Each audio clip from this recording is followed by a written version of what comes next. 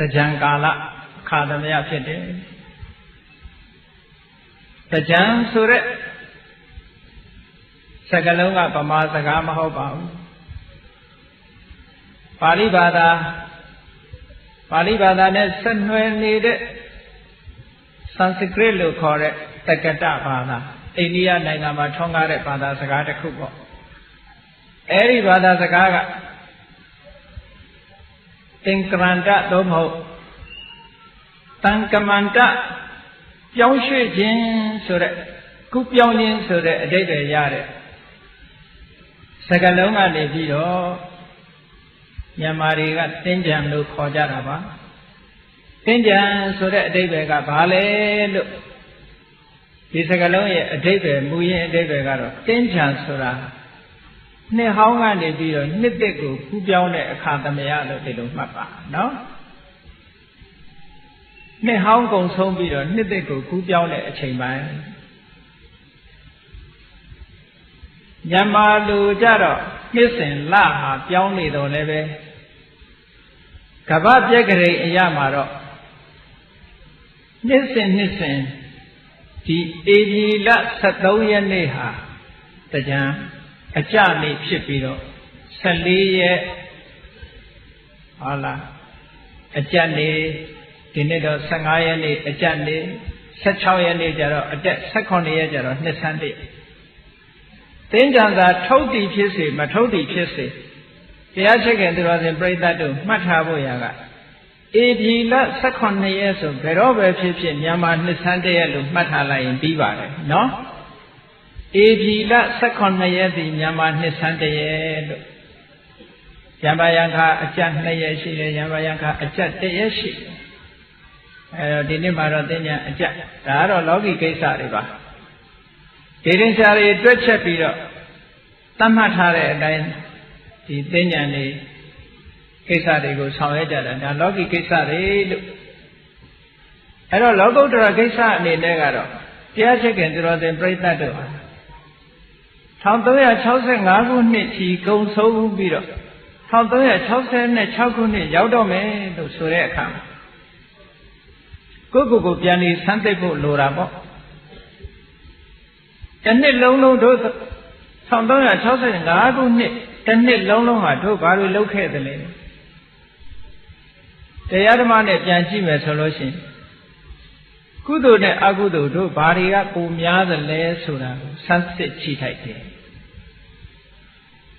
Logi Siboy loaded Buguriha. Yimi a Sipa, which when Konjaze, Jotemu, Soyomu, Solarego, Dutch Bido, Chide account. The other Lobe, Koya Tama, ye chin in a Pate Bido, Lurai, did in a chat. Chausen Ago Nema. Do Kuduri, Kapu Miyake the la, Domo, Aguduri never chain gong the la. Soraleo, Piambiro, Nalonten, Senjim, who Cupi come. Majagan Yoshi La Rome. How the house had Chauko Net Ugu.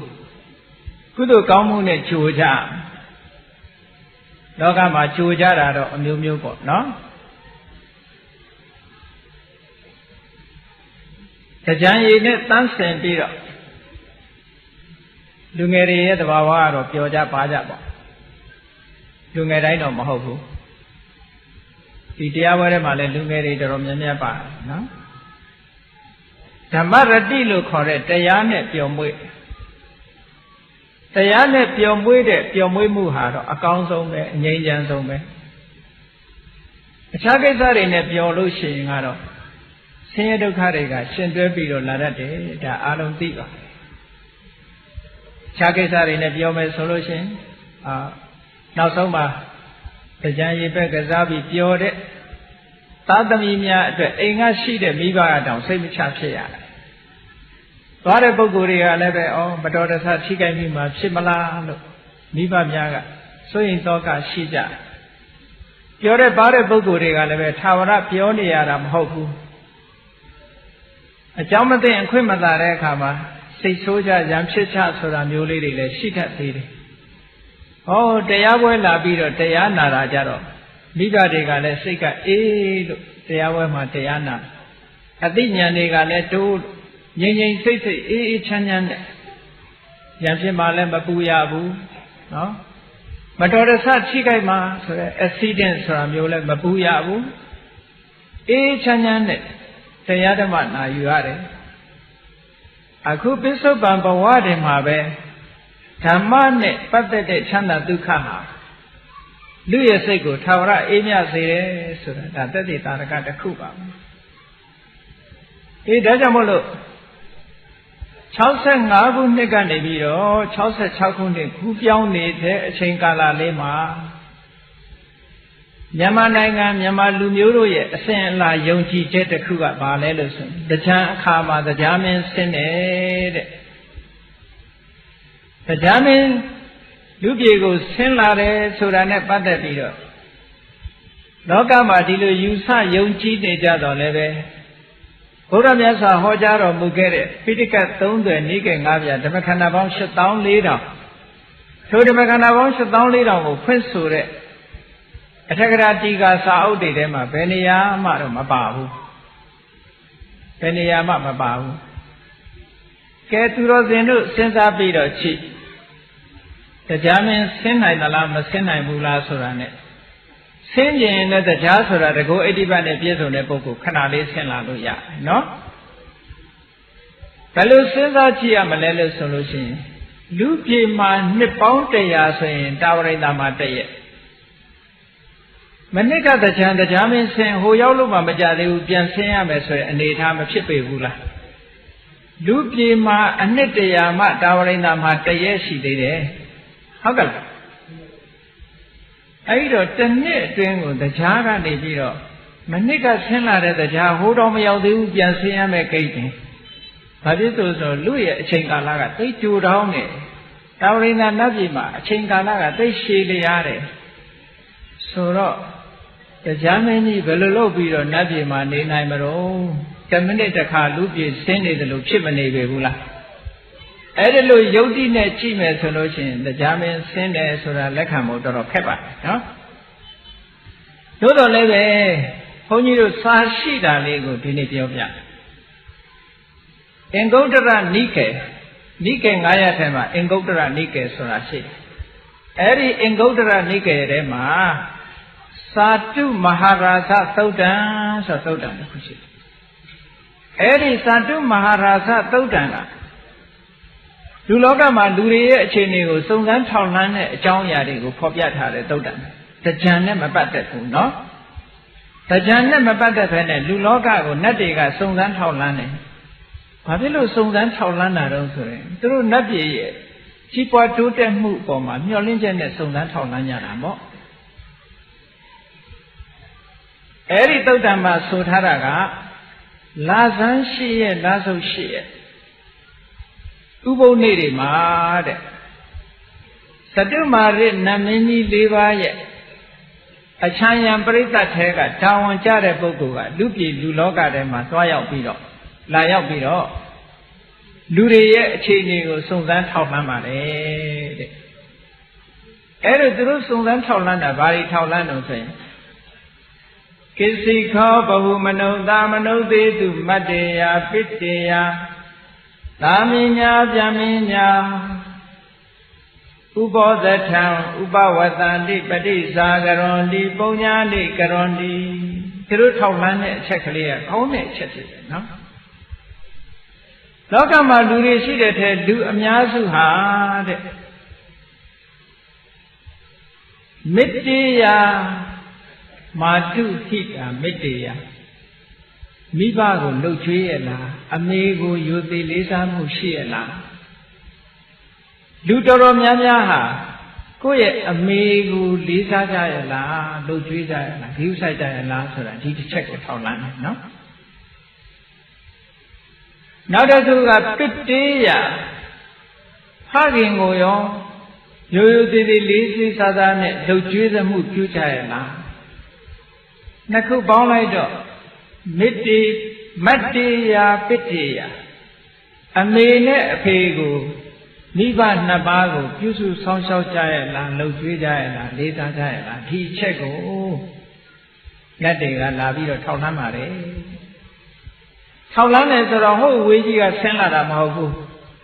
လူပြည်လူလောကမှာအလုံးသိကြတဲ့အတိုင်းခိုးဆောင်နှဆိုတာရှိတယ်အိမ်ဆောင်နှဆိုတာရှိတယ်ကျောင်းဆောင်နှဆိုတာရှိတယ်ရက်ွက်ဆောင်နှရုပ်ကစိုးဘုံမစိုးဆိုတာတွေရှိတယ်သူတို့ချင်းချင်းမေးလိုက်ရင်သိတယ်ဟေးဒီရက်ွက်ဆိုလို့ချင်းအေးမြဝတီရက်ွက်ထဲကဟေးအမေဖေးလှုပ်ကြွေးနေတဲ့သားသမီးများဘယ်နှယောက်ရှိတယ်မေးလိုက်မှာဟုတ်ကဲ့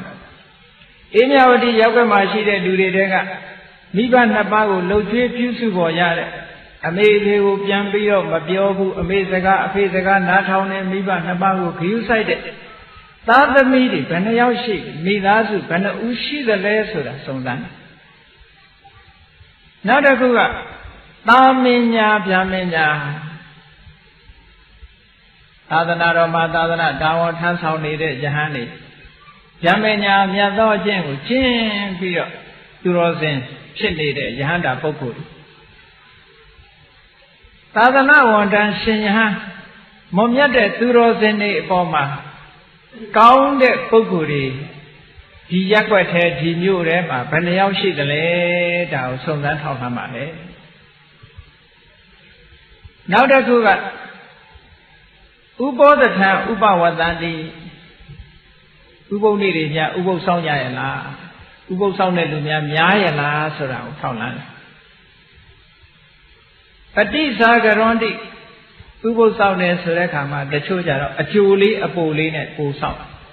ဆိုတော့ဥပုပ်နေ့ကိုဥပုပ်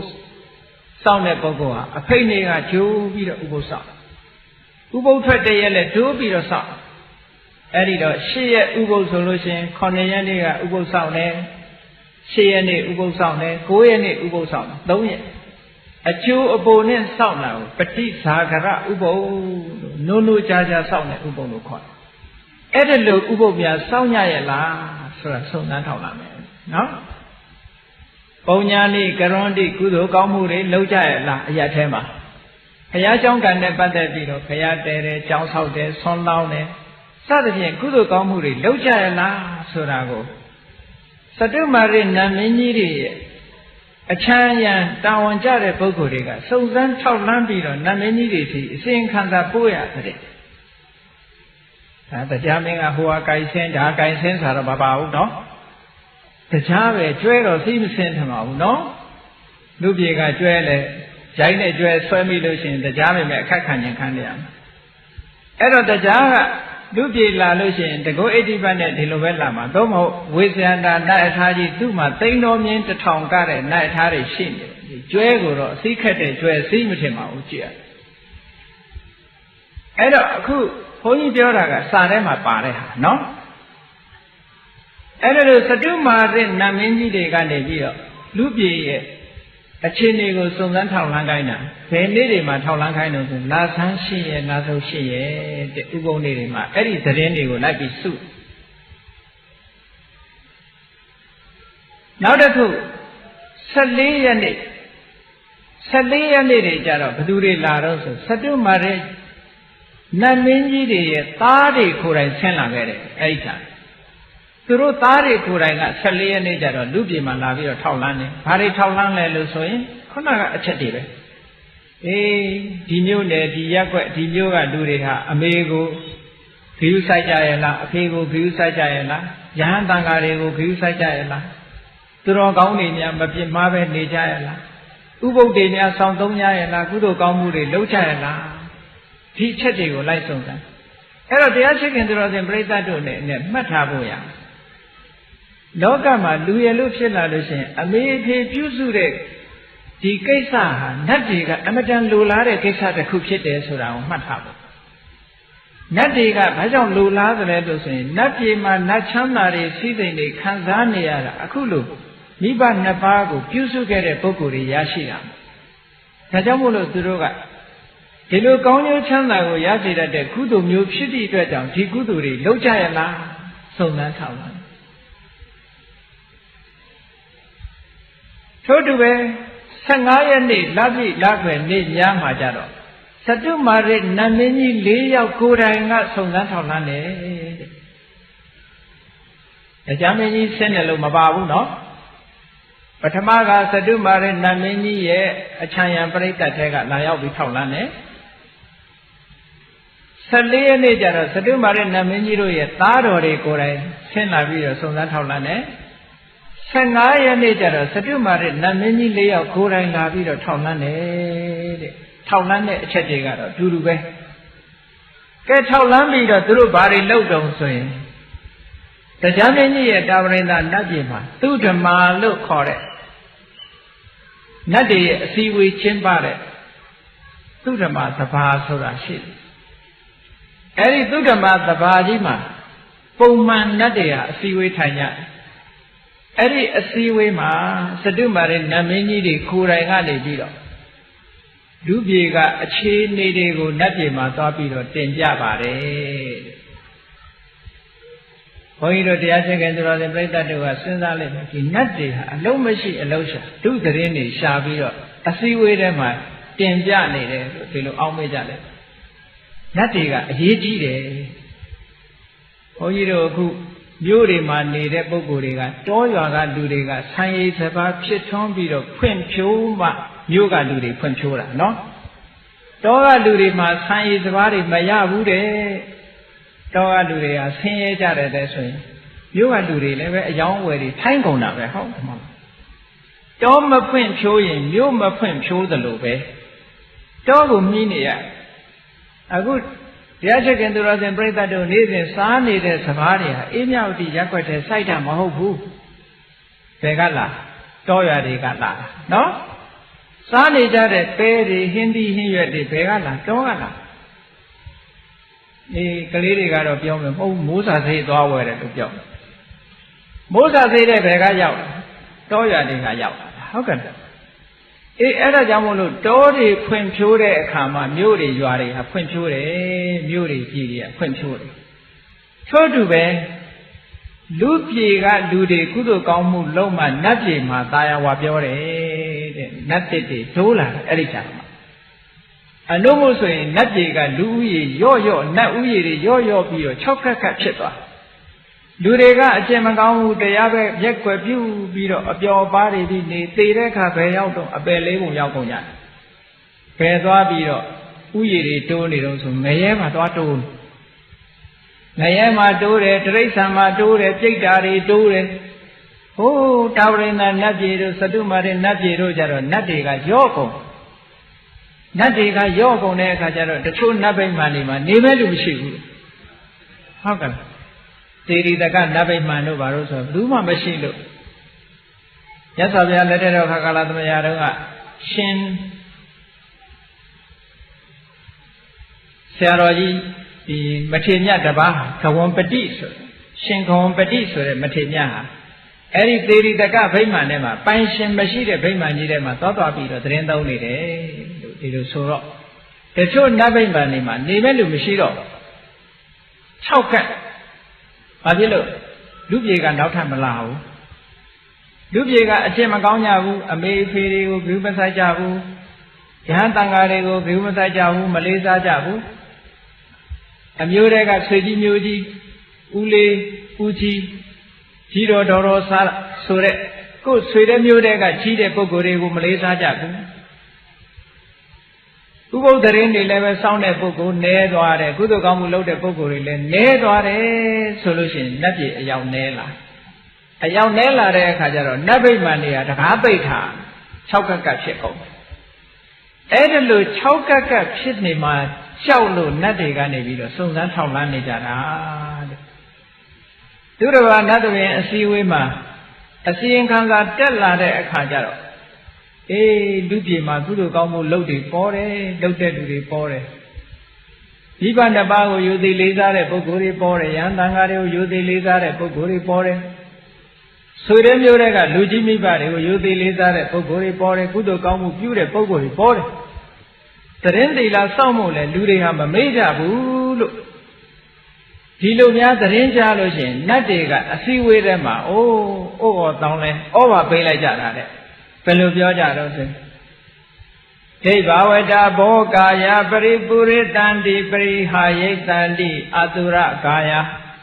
ဘောဥချင်းတို့ဒိဗ္ဗကာယနတ်ပြည်နတ်ရွာတို့သည်ပရိပုရိတန္တိ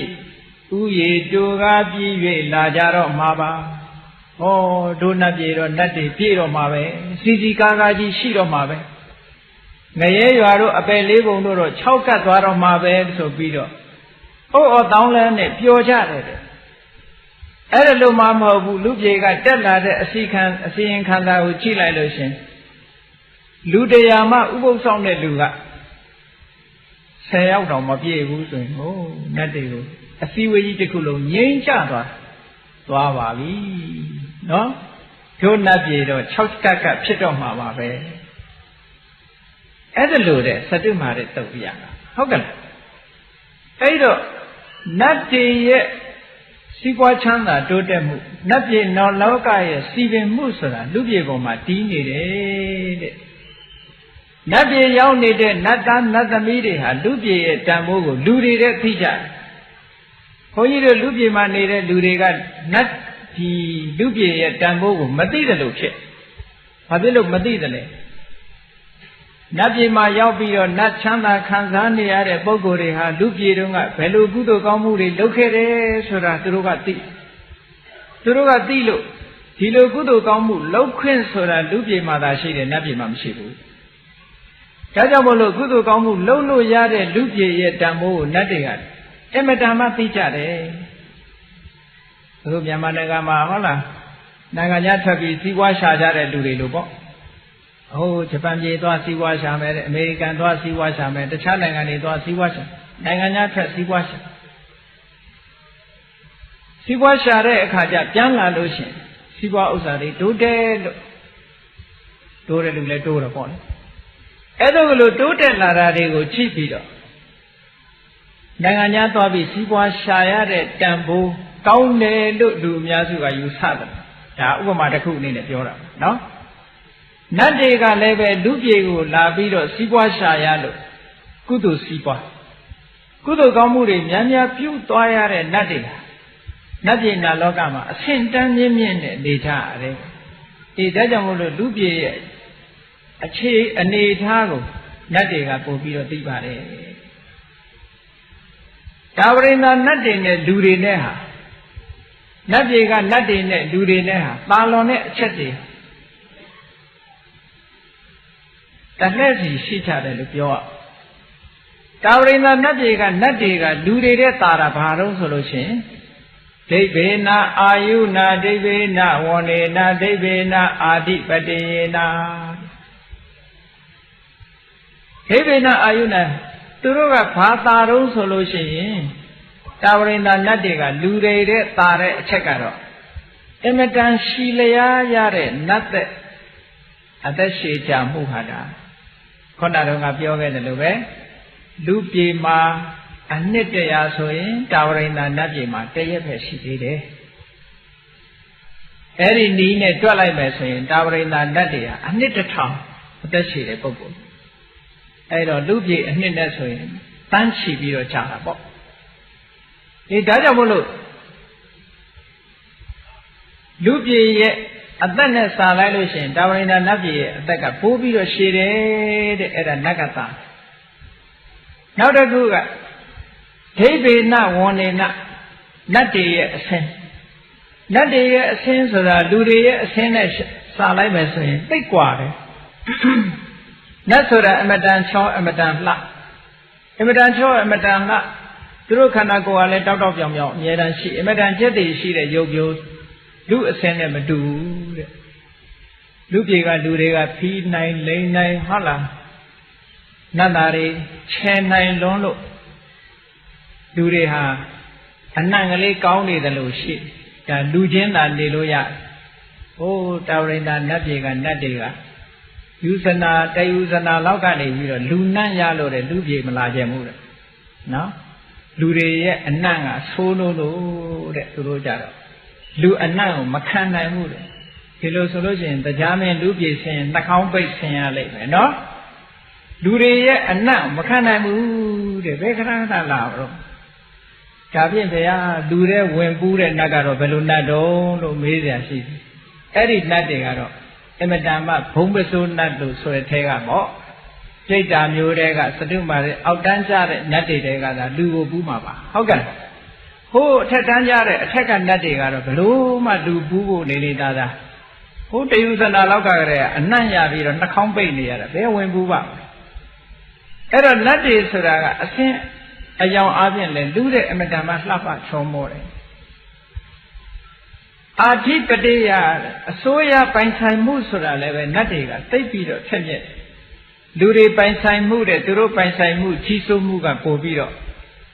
အဆင့်သာတယ်တဲ့အဲ့ဒါကနတ်တွေကလူတွေတဲ့သာတဲ့အချက်သုံးခုဒါချင်းလူတွေကရောနတ်တွေတဲ့သာတာမရှိဘူးလားလို့ဆိုရှိတယ်သူရာတတိမန္တောဣဒဗျမစရိယဝါသောသူရာလူတွေကရဲစွမ်းတတ္တိရှိတဲ့နေရာကြတော့နတ်တဲ့သာတဲ့နော်တတ္တိကောင်းတဲ့နေရာမှာလူကနတ်တဲ့သာတယ်အလွန်တတ္တိကောင်းကြံ့ကြံ့ခံဆင်းရဲခံနိုင်တယ်ပေါ့သူကဒါကြောင့်မလို့သူရာရဲစွမ်းတတ္တိရှိတယ်နောက်တစ်ခုကတတိမန္တောလူတွေကတတိကောင်းတယ်တဲ့နတ်တွေတဲ့တောင်လူကတတိကောင်းဆိုပဲဟုတ်တော့ဟုတ်တယ်တရားမင်းကြီးတစ်ခါတော့ကအရှင်ဘုရားမြတ်စွာဘုရားကိုလာမေးတယ်တဏှာကုံနဲ့အချက်ဟောပြလိုက်တော့သူသဘောကျပြီးသာဓုခေါ်ပြီးတော့နတ်ပြည်ပြန်တက်တယ်အဲ့ဒီသာဓုခေါ်လိုက်တဲ့အတန်ကိုဘယ်သူကကြားတော့ဆိုလို့ရှိရင်တစ်ဖက်အခန်းမှာသတင်းသုံးနေတဲ့ရှင်မောက္ကလန်ကကြားလိုက်ဟေးသာဓုခေါ်သွားတယ်ဘုရားဗာတရားဟောလိုက်တယ်ဆိုတော့မကြားလိုက်ဘူး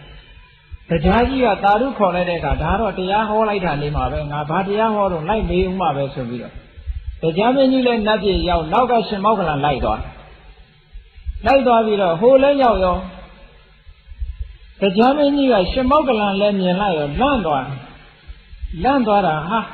ရှင်မောက္ကလန်လိုက်လာပြီခုနကတရားမေးတော့မှာပဲစဉ်းစားတော့ခေါင်းကိုခြာတစ်ပတ်လဲသွားမေးသွားပြီခုနကဖះဟောလိုက်တဲ့တဏှာသင်္ခရဆိုတဲ့ကျင့်စဉ်ကိုသူဘာလို့မှအစားဖော်လို့မရတော့ဘူး။နောက်ကြတော့မှရှင်မောက္ကလန်ကတကိုးတော်နဲ့သူနေတဲ့ပြတ်တတ်ကိုကင်လှုပ်လိုက်တဲ့အခါမှာကြောက်ပြီးတော့အဲ့ကြတော့မှပေါ်လာတယ်နော်။အေးတတိကြတော့လူတွေကပို့ပြီးတော့ကောင်းပါလေ။ဘာဖြစ်လို့လူတွေကနတ်တွေတဲ့ပိုတတိကောင်းတော့ဆိုတာအထက်ကရာကအကြောင်းပြထားတာရှိတယ်နတ်တွေဆိုတာဒုက္ခဗဟုလအလွန်ကိုချမ်းသာတယ်တဲ့သိချမ်းသာသည့်အတွက်ကြောင့်တတိအားနည်းသွားတယ်ချမ်းသာဒုက္ခတွေသိများနေသည့်အတွက်ကြောင့်တတိအားနည်းသွားတယ်ငရဲသားတွေကြတော့ဒုက္ခသိကြီးတယ်တဲ့ဆင်းရဲဒုက္ခတွေနဲ့ကြီးကြုံနေရတယ်သူတို့လည်းပဲတတိအားနည်းသွားတယ်လူကြတော့ဘာဖြစ်လို့တတိကောင်းတော့ဆိုရင်ဒုက္ခတလဲဒုက္ခတလဲချမ်းသာတလဲဆင်းရဲတလဲလူကစုံတဲ့နော်ချမ်းသာတဲ့အခါချမ်းသာလိုက်ဆင်းရဲတဲ့အခါဆင်းရဲလိုက်ဆိုတော့လူကတတိပိုကောင်းတဲ့အလှည့်အပြောင်းကလေးနဲ့မဟုတ်ကလားအလှည့်အပြောင်းကလေးတွေဆိုတော့တတိပိုကောင်းသွားတယ်လို့အထက်ကရာမှာဒီလိုအကြောင်းပြတာအေးတတိကောင်းတဲ့နေရာမှာလူတွေကနတ်တွေတဲ့သားနောက်တစ်ခုသားတာတော့ဣဒဗြဟ္မစရိယဝါတော်တဲ့မြတ်စွာဘုရားရဲ့သာသနာတော်မှာတရားကျင့်ခွင့်ညတော်အကျင့်ကိုကျင့်သုံးနေထိုင်ခွင့်ရတာလူပြည်မှာအဲ့တော့စဉ်းစားကြည့်လေနတ်ပြည်ကနတ်သားတွေဒုံလဘယဟန်တက်ချင်တယ်ဆိုလို့တက်လို့ရမှာမရဘူးနော်ဒုံလဘယဟန်တက်ချင်လို့မရဘူးဥပုသ်ဆောင်ဖို့တောင်ခက်ခဲဥပုသ်ဆောင်ရင်တရားမင်းကြီးက950ဇာတ်ထဲမှာလူပြည်စိတ်ဆင်လာရတယ်ဥပုသ်ဆောင်ရင်ဟိုမှာဥပုသ်ခဏချိုးလိုက်နေဟုတ်ကဲ့ဒါကြောင့်မို့လို့ကုသိုလ်ကောင်းမှုလုပ်ဖို့ဆိုတာအကောင်းဆုံးနေရာလူပြည်ဖြစ်ပါတယ်အခုလိုအကောင်းဆုံးနေရာရောက်ရတဲ့နဲ့ဘုန်းကြီးတို့တရားချက်ခင်တော်တဲ့ပြိဿတဲ့လိုက်ပြီးတော့ချိလိုက်ကဘာမှာဒီကနေ့ကဘာမှာတန်ပေါင်း9000ကျော်ရှိတယ်လူဦးရေတန်ပေါင်း9000သောလူဦးရေတွေကဘုရားဘာသာဟာ2သန်းတောင်ပြည့်မှာပါအဲ့ဒီဗုဒ္ဓဘာသာ2သန်းနဲ့ကလည်းပဲတရားဓမ္မနဲ့ဥပုသ်သတင်းနဲ့ဆောင်းနေတဲ့ပုဂ္ဂိုလ်ဘယ်နှယောက်ရှိအဲ့ဒါမှနဲတယ်နော်အဲ့တော့လူဘဝမှာအပျော်အပါးနဲ့နေစဉ်ကုံဆုံးပြီးတော့နေကြတယ်တဲ့လူဘဝတန်ဖိုးရှိတဲ့လူဘဝဟာတန်ဖိုးမဲ့တဲ့အနေအထားမျိုးတန်ဖိုးရှိတဲ့လူဘဝကိုတန်ဖိုးရှိအသုံးမချတဲ့ဖြင့်အချိန်လေးအလဟတကုန်သွားကြတယ်ဒါကြောင့်မို့လို့မြတ်စွာဘုရားက မနုဿလဗံလတ္တနာတတ္တမေသုပ္ပဝေတိတေယေခဏံနာတိကိစ္ဆန္တိအတိနာမင်းတိတေခဏံတတ္တမေသုပ္ပဝေတိတေသူတော်ကောင်းတရားကိုဟောကြားနေခြင်းခါကာလသမယမှာတတ္တမေသုပ္ပဝေတိတေသူတော်ကောင်းတရားကိုဟောကြား၍သာသနာတော်ထွန်းကားနေတဲ့အခါသမယမှာမနုဿလဗံလတ္တနာအမတ္တမရခဲ့လာတဲ့လူဘဝလူခန္ဓာကိုရရှိကြပါကုန်လျက်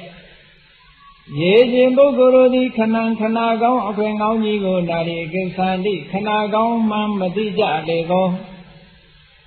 ရေထုခဏကောင်းအခွင့်ကောင်းကြီးကိုရထားပါလျက်ခဏကောင်းအခွင့်ကောင်းမှမသိကြတဲ့ပုဂ္ဂိုလ်တို့သည်ခဏဗုဒ္ဓပါဒနဝမလို့ဆိုတဲ့တကယ်အရာတော်တဲ့အခွင့်ကောင်းကာလကောင်းကြီးကိုအတိနာမင်းတိကျော်လွန်၍သွားကြစေကုန်၏ဣတိတဘဂဝါရွှေခုံတော်သခင်ရှင်တော်မြတ်ဖရာသည်အဝေါစာကောင်းစွာမတည်ဟောကြားတော်မူခဲ့ပါပေတည်း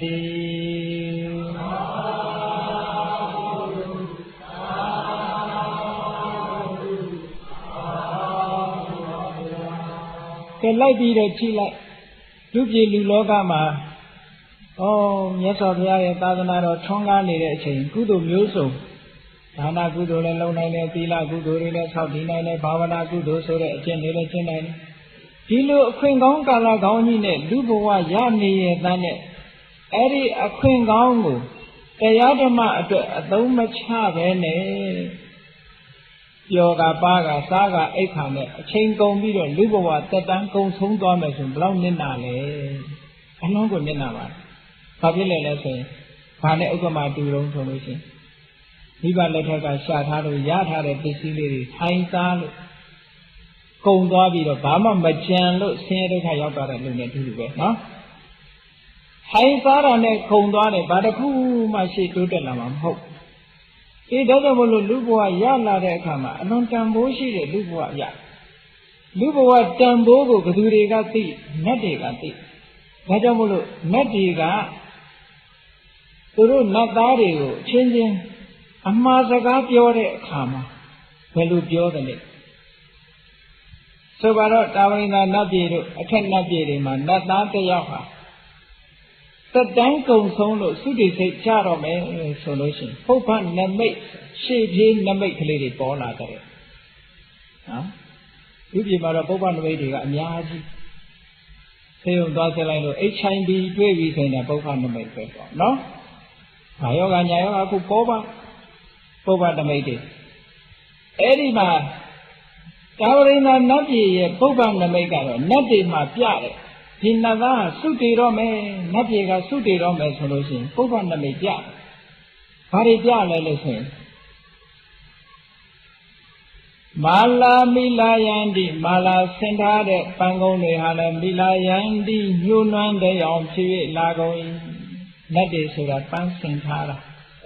နတ်တွေကခေါင်းမှာပန်ထားတဲ့ပန်းသို့မဟုတ်လက်ဘင်းမှာဆွဲထားတဲ့ပန်းတစ်ခါဆင်တစ်ခါပန်ထားဘယ်တော့မှညှိုးတယ်မရှိဘူးတဲ့နတ်ပန်းဟာဘယ်တော့မှမညှိုးဘူးပန်းကလေးညှိုးသွားပြီဆိုလို့ရှိရင်ဒီနတ်ဟာသေတော့မယ်ယောဂဝင်လာပြီပေါ့ဒီနတ်သေတော့မယ်ဒါပုပ္ပနမိတ်တစ်ခုပဲဝဋ္ဌာနိကိလေသာနိဝဋ္ဌာနိဝဋ္ဌာတဲ့အဝဋ္ဌသာတို့ဟာကိလေသာနိနွမ်း၍လာကြလေကုန်ဝဋ္ဌာတဲ့အဝတ်ကလည်းခါတိုင်းလို့တောက်တောက်ပြောင်ပြောင်မဟုတ်ဘူးဒါနဲ့ပေးပေးရည်ရည်ဖြစ်လာလူတွေကြတော့မဟုတ်တရားဝနှစ်ရက်ဝခေါ်လိုက်လျှော်လိုက်ရတော့မပြောနဲ့တော့နော်3-4ရက်ဆက်ဝလို့ရှိရင်သူနာဘူးမကတ်တော့မှာမဟုတ်အဲ့တော့တရက်လောက်ဝတ်လိုက်တာနဲ့ပဲလူရဲ့အဝတ်ကနန်းဆော်သွားပြီနွမ်းသွားပြီနတ်ပြည်ကြတော့အဲ့ဒါလိုမဟုတ်ဘူးဝတ်ထားတဲ့အဝတ်တစ်ခုရာသက်ပံအမြဲတမ်းစင်ကြယ်နဲ့နတ်ပြည်မှာဟုတ်လားအိုမိုးတို့ဆိုးဆိုးတို့လည်းဘာမှမလုပ်ဖတ်ပြန်မဟုတ်လေတခုမှမလုပ်အဝတ်ဖို့ဆရာလည်းမလုပ်ဘူးဟုတ်ကဲ့အဝတ်ဖို့ဆရာမလုပ်ဘူးအမြဲတမ်းအဝတ်ဟာအသစ်ချက်ချွတ်တစ်တွင်ပြီးတော့နေတယ်အဲ့ဒီထဲကအဝတ်ကလေးကနွမ်းလာပြီဆိုလို့ရှိရင်ဒီနတ်ဟာသေတော့ဒါနမိတ်တစ်ခုပဲ ဝတ်ထားတဲ့အဝတ်ကလေးနွမ်းလာပြီပေးလာပြီဆိုလို့ရှိရင်သေဖို့ပဲနောက်တစ်ခုက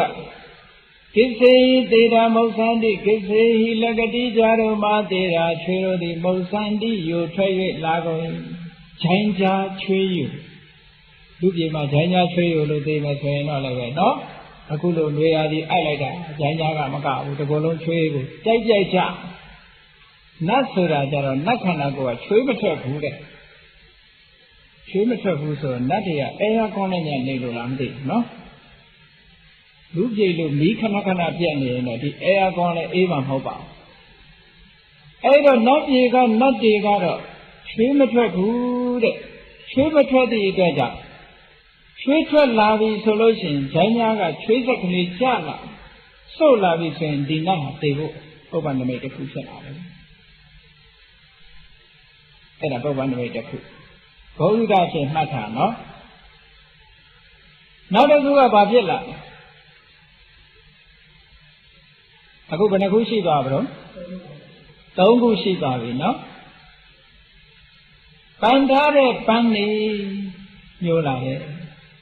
အဝတ်တွေကနွမ်းလာတယ်နောက်ပြီးတော့ချွေးထွက်လာတယ်ဂျိုင်းကချွေးထွက်လာကာယေဒုဗ္ဗန္နဥက္ကမတိကာယေခန္ဓာကိုယ်၌ဒုဗ္ဗန္နမလမပအခြေအနေသည်ဥက္ကမတိဖြစ်ပေါ်၍လိုက်ခန္ဓာကိုယ်မှာအယုတ်ဆိုးအကြီးတန်းတာလေးတွေပေါ်လာတယ်တဲ့ပရေလေးတွန့်တာလေးတွေမလေးလူပြေမှာတော့ပေါ်တာအများကြီးပဲခေါင်းပေါ်ကသပင်ကတစ်ချောင်းပြီးတစ်ချောင်းဖြူသွားဖြူကိစ္စမရှိဘူးဖိမဲဆိုးလိုက်သေးတာနော်ဗဇက်ကသွားကတစ်ချောင်းပြီးတစ်ချောင်းပြုတ်ထွက်ကိစ္စမရှိဘူးသွားဆိုင်ဆရာစီသွားပြီးစိုက်လိုက်သေးတာနတ်ကြီးကြတော့အဲ့လိုမဟုတ်ဘူးအခြေအနေလေးခန္ဓာကိုယ်မှာယွင်းလာပြီဆိုရင်အဲ့ဒီနာသိတော့လူကြီးကတော့ယွင်းလည်းမသိပါဘူးနော်သဘင်နေဟုတ်လားတချောင်းမကပါဘူးအကုန်လုံးဖြူသွားတယ်ကိစ္စမရှိဘူးအကုန်လုံးဖြူသွားတယ်ကိစ္စမရှိဘူးသွားတွေလည်းပါဇက်ထဲရှိတာအကုန်ကျွတ်သွားကိစ္စမရှိဘူးမသေးသေးဘူးပရေတွေတွန့်နေတိုင်းတွန့်မသေးသေးဘူးလူကြီးက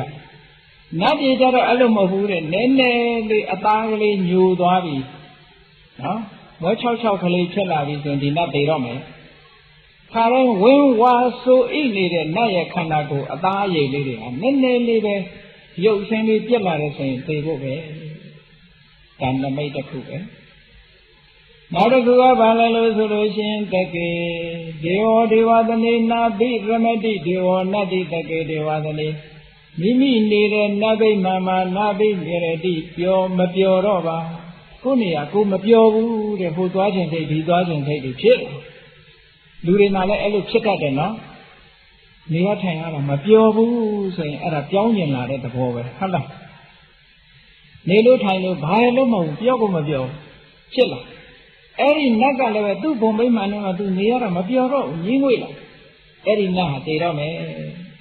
အဲ့ဒါနတ်တွေကပုဗ္ဗနမိတ်ပြလာအဲ့လိုပုဗ္ဗနမိတ်ပြလာတယ်ဆိုလို့ရှိရင်သူတို့ကလည်းသိကြတယ်နတ်တွေတည်တော့မယ်ဒီနတ်ဟာတည်တော့မယ်ဒါကတကိုးကြီးတဲ့နတ်တွေမှပြတာတဲ့သိပြီးတကိုးမကြီးတဲ့နတ်ကြတော့ဘုခနဲ့သိသွားတာ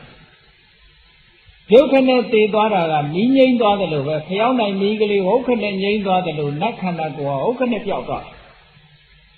အဲ့တော့နတ်အတုဝါချဆိုတာမရှိဘူးပေါ့ဗျာကောင်းတော့ပေါ့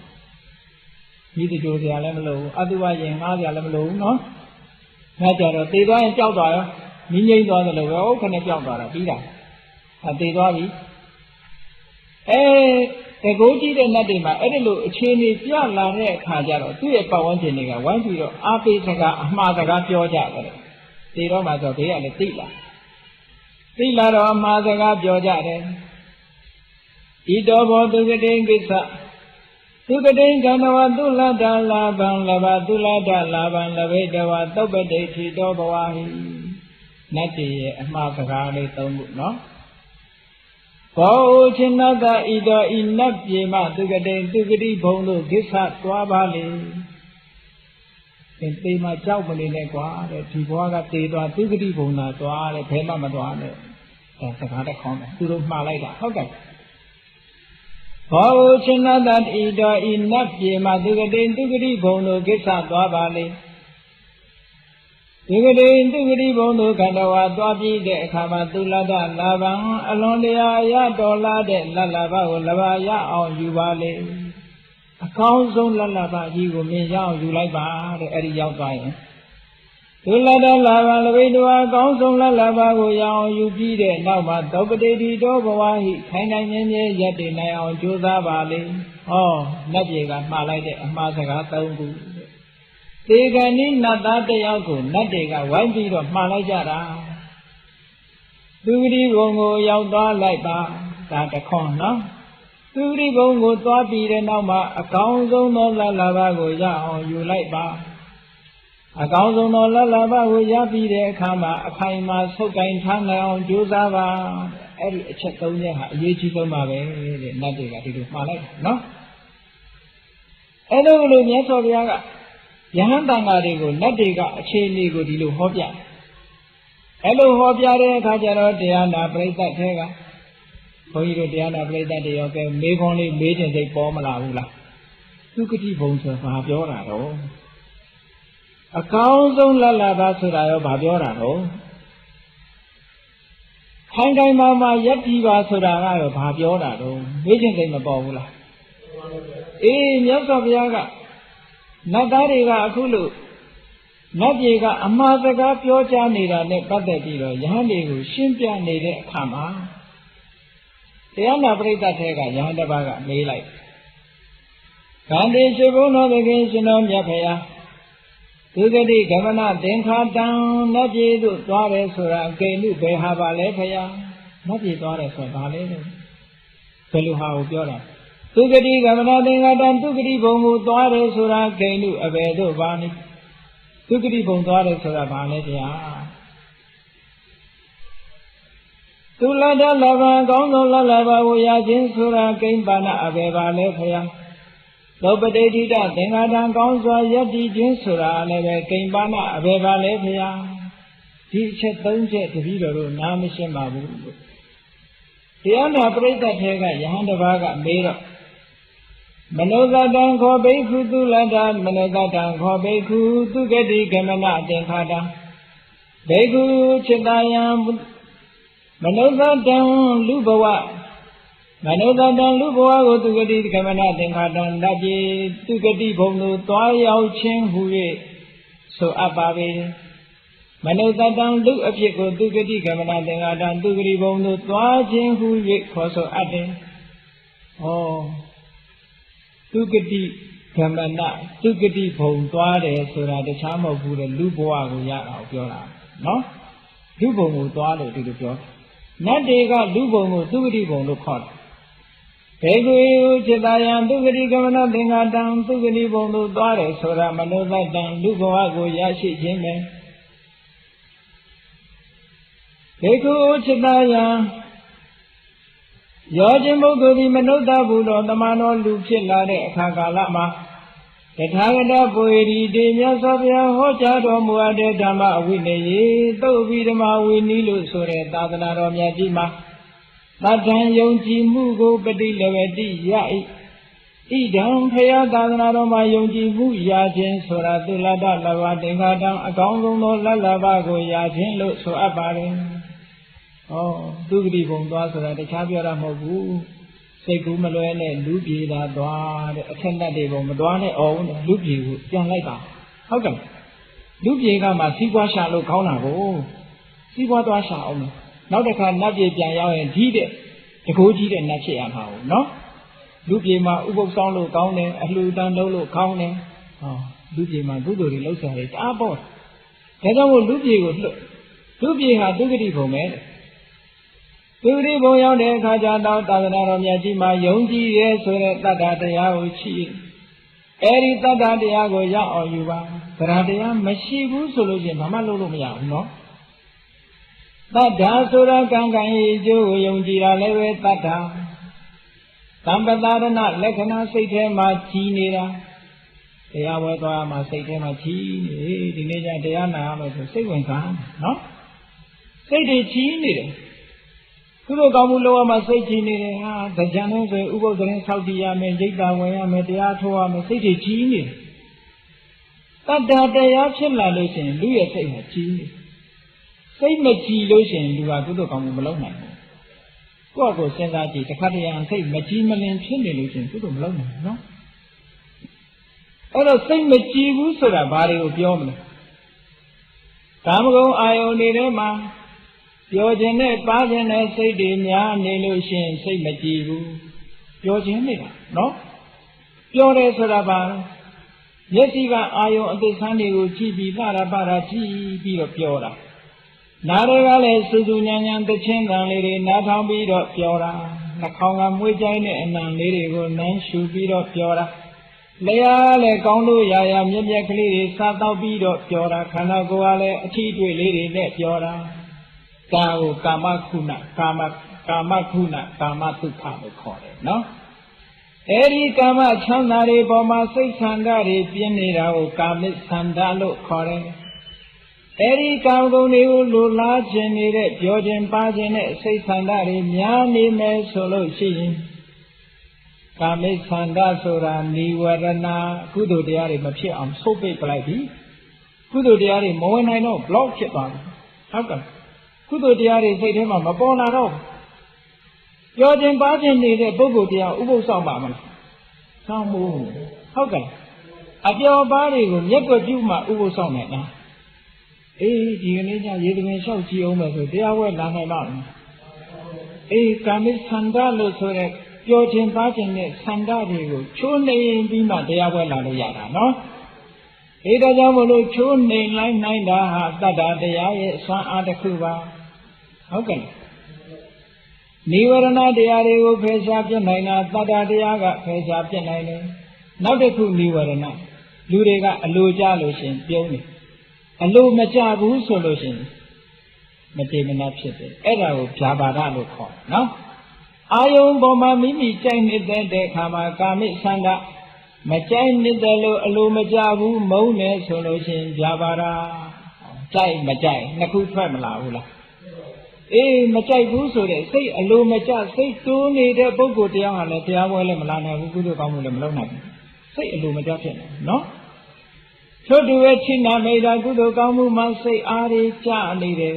ကုသိုလ်ကောင်းမှုလောကမှာစိတ်မဝင်စားဘူးစိတ်မပါဘူးစိတ်တွေတွန့်ဆုတ်နေတယ်ချိနာမိတ်တာလို့ခေါ်တယ်နော်အိတ်ချင်မိုင်ဝဲမှာချိနာမိတ်တာမဟုတ်ဘူးကုသိုလ်စိတ်တွေကနောက်ဆုတ်နေတယ်ကုသိုလ်လောကမှာတွန့်ဆုတ်နေတယ်ဆိုတာချိနာမိတ်တာဖြစ်တာဩဒိစ္စကုက္ကုစာစိတ်တွေကလေးနေတယ်နောင်တပူပန်မှုတွေကလွှမ်းနေတယ်ဟောကုသိုလ်မလုံးနိုင်ဝိသိကိစ္စဒါတွေလုံးနေရောအကျိုးရှိရလားဟောသံတရားတွေဝင်နေတယ်ဝိသိကိစ္စအဲ့ဒါတွေကိုအလုံးနိဝရဏလို့ခေါ်တယ်ဘာကြောင့်နိဝရဏကုသိုလ်စိတ်တွေမဖြစ်အောင်ဆုတ်ပိတ်တတ်လို့နိဝရဏလို့ခေါ်တာနော်အဲ့ဒီတရားတွေကဆုတ်ပိတ်ထားပြီဆိုလို့ချင်းဘယ်သူမှကုသိုလ်စိတ်မရနိုင်ဘူးဒါကြောင့်မို့လို့တတ္တတရားတွေပေါ်လာတဲ့အခါမှာအဲ့ဒီနိဝရဏတွေကိုဖယ်ရှားပြနိုင်တယ်စัจ जा မင်းရဲ့ဗရမ ्या ယရနာကြီးဟာဘလောက်နောက်တဲ့ရေထဲပဲဖြစ်ဖြစ်ထဲလိုက်တာနဲ့တပြိုင်နက်ရေထဲကအနောက်တွေဟာတခါတည်းထိုင်ပြီးတော့ခြိသွားတယ်ဗရမ ्या ရဲ့ဆွမ်းအားနော်ရေနောက်မြူနီကိုခြိစေတတ်တဲ့စัจ जा မင်းရဲ့ဗရမ ्या ရဲ့အဲ့ဒီတတ္တတရားဟာလည်းပဲစัจ जा မင်းရဲ့ဗရမ ्या ယရနာနဲ့အလားတူတယ်တဲ့စိတ်ထဲကအနောက်အကြည့်နိဝရဏတွေကိုဖယ်ရှားပြနိုင်တယ်နော်တတ္တတရားတိယပိသဝနာဖြစ်ပေါ်၍လာသည်ရှိသောနိဝရဏတရားတို့ကိုဝိခံပေတိခွာချ၏ကိလေသာတို့ကိုတဏှိတိတာပေတိနစ်စေစိတ်တံစိတ်တိဝိပဿနာအထူးကြည်လင်သည်ဟောတိဖြစ်၏အနာဝိလနောက်ကျွမှုမရှိသည်ဟောတိဖြစ်၏တရားလေးဖြစ်လာပြီဆိုရင်စိတ်တွေကြီးလာတယ်ပဇာနိနောစိတ်ဒေနာချီလင်းနေသောစိတ်ဖြင့်ကုလပုဒ္ဓောမျိုးကောင်းသားမျိုးကောင်းသမီးဟာဒါနံဒေတိအလှပေးတယ်စိတ်ကြီးလာပြီဆိုမှကုသိုလ်ဖြစ်တာနော်ဒီလသီလကိုသမာဓိယတိဆောက်တည်တဲ့ဥပောဒရကမ္မဥပုသ်တဲ့တောင်းခြင်းမှုကိုကရောတိပြု၏ဘာဝနာတရားကိုအာရဝတိအာထုတ်၏ဟောတတ္တတရားလေးရဲ့တန်ဖိုးကဘလောက်ကောင်းတယ်တတ္တတရားမှမဖြစ်ရင်ဒါနကောင်းမှုလည်းမလုပ်ဘူးတဲ့သီလလည်းမဆောက်တည်နိုင်ဘူးဘာဝနာကမ္မထာနဲ့ပွားများအထောက်နိုင်မရှိဘူးဘယ်သူတွေနဲ့ဆုပ်ပိတ်ဒီဝရဏတွေနဲ့ဆုပ်ပိတ်နေတယ်ဟုတ်ကဲ့ Eri Nivarana Sura and Yen Naudu, Shin Chala Naina, Tata de Ave. Hedawolo Nadiga, a Yediti Mara. Lubi would dolly bad, Lubi Tobi de Kama. Yes, Ovia, Tanado, Bamayo, Gijan Luce, Tata de Ago, Ya or Julaiba, a council Lalabare.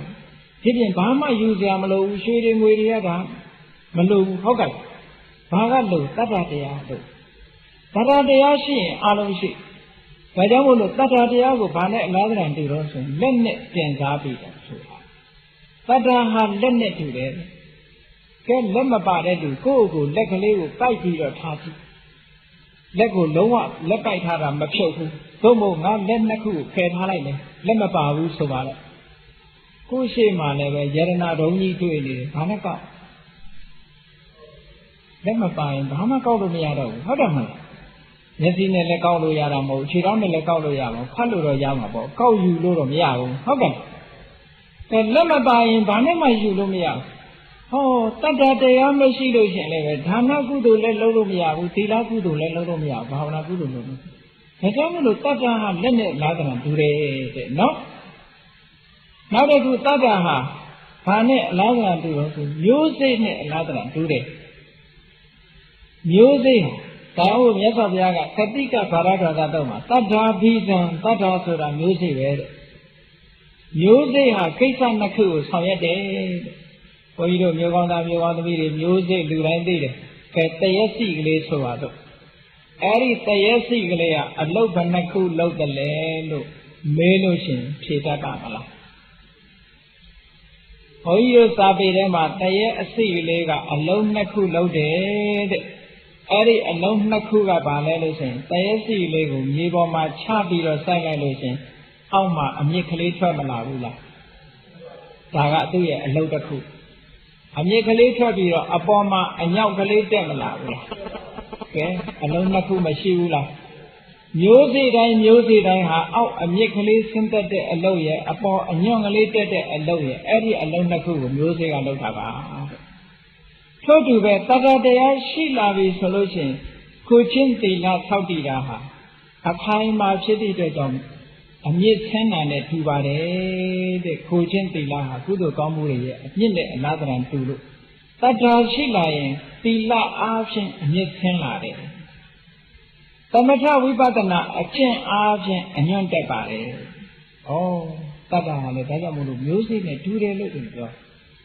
Eris Tata Sure Lalabago, now you like Balu, Nadiga, Masaka Piora, no? Hello.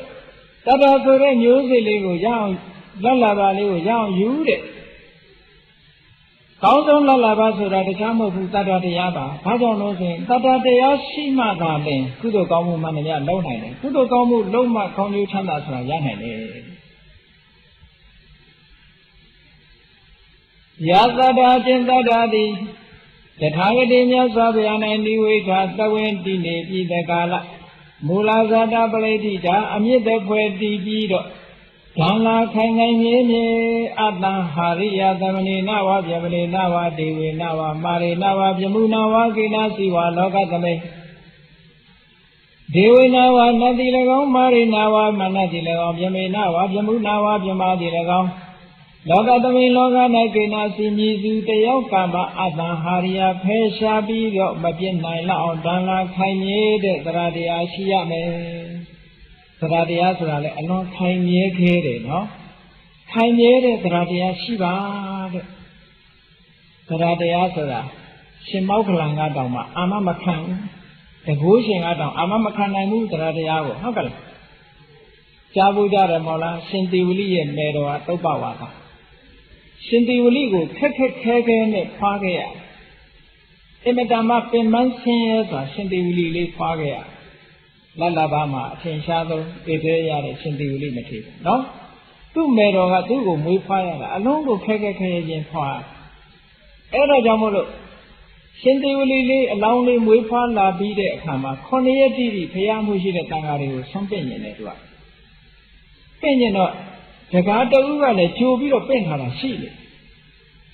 Eddie the Gaga, believe the God also, Simamakan in the Gata. Yes, Aviaga. Sinti Uligo, Uza Bede, and in it. cái máu cái lắm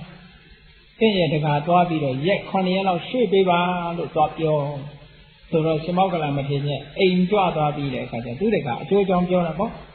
xin đi với mẹ đó hả mà thì ông ta mẹ đấy cái thì ta đi phá cái dòng là non bên máy này được tôi được còn một lấu chèn được con này nó có khuyên bị ba dẹp lý thay bị ba bó dẹp lý thay bị ba sau đó hú được cả này cho nó biết chừng nào học phụ nó và biết chừng nào tôi là dễ cày cái lúa cày nữa rồi xin thầy á đấy cái bị con này cái mà cái bị rồi ở đây cái bị rồi ấu sa cái bị rồi cái ra đây thì tôi cũng mà biết ở xin thầy á cái anh đi bên này mà là đấy à mà còn bây giờ mày đấy không cần con này cái bị rồi mà tôi vào bút sa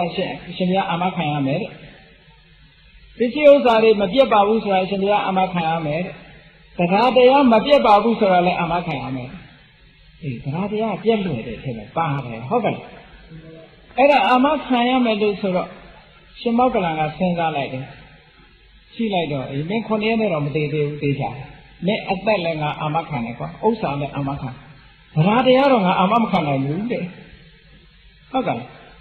ဒါတရားကတော့မင်းမမင်းအာမခံမှာဖြစ်မယ်လို့ဆိုတော့အရှင်တရားတဲ့အဲ့လိုဆိုရင်အရှင်ဘုရားတပည့်တော်အသက်နဲ့ဥစ္စာအာမခံရင်တပည့်တော်ခွင့်ပေးပါမယ်ဗျာ